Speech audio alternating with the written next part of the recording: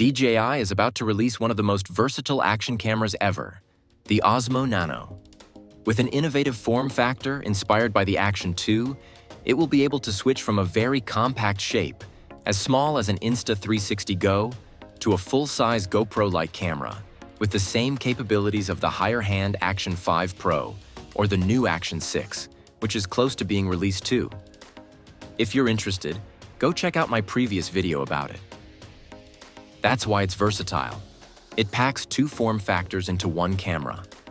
We will cover everything you need to know about the new Osmo Nano in this video, including the potential release date. Let's get into it. First of all, let's have a closer look at the design, thanks to these renders made by X Drone Studio on X. The camera will be modular, featuring the main camera module, which is very small and light, and it doesn't have a screen, just the camera lens and buttons to start and stop the recording. Using it like this will be ideal for FPV drone flying, where weight and dimensions matter a lot, especially if you're flying a sinew hoop, where one of the only options to get full resolution footage was buying a naked GoPro, which is obviously dedicated to drone footage and it can't be used for anything else, or having a DJI VTX, but that's also limiting sometimes compared to a high-end camera. The Osmo Nano will also come with a magnetic necklace to place it on your chest like this. And like all the DJI predecessors, the magnetic plate for the clip mount can be used to secure the camera on a lot of surfaces. Being small and light will also be great for mounting the camera on your helmet. When skiing or biking, and when you're done recording, you can magnetically attach the battery and screen module, which will also allow you to check the framing and change the camera settings. The only limitation of this kind of design is battery life, which is obviously lower than a full-size GoPro when used without the additional module. The problem will probably be more evident with high-resolution recording, as the Action 2 has the same issue.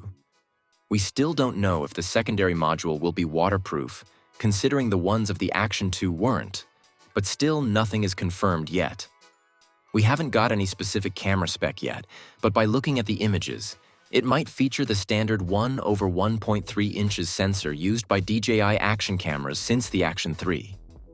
That would be much greater than the 1/2.3 inches sensor featured in the Insta360 Go 3S, which will be the main competitor of the Osmo Nano. The price is still unknown, but I personally expect it to range from $350 to $450. It surely won't have an entry-level price point. The release date, though, is even less clear. In fact, the leaker Jasper Ellens previously shared on X that the potential release would have been the 23rd of July, but that's actually the Osmo 360's release date. That would also be impossible due to the fact that we don't have any official leaked render, but only low-resolution images taken from a video. In my opinion, the Osmo Nano could be released in August, since it was already spotted in the FCC filings in May, and the first leaked images date back to early June. Anyway, make sure you check out the community tab posts for all the leaks, and subscribe to not miss any new update.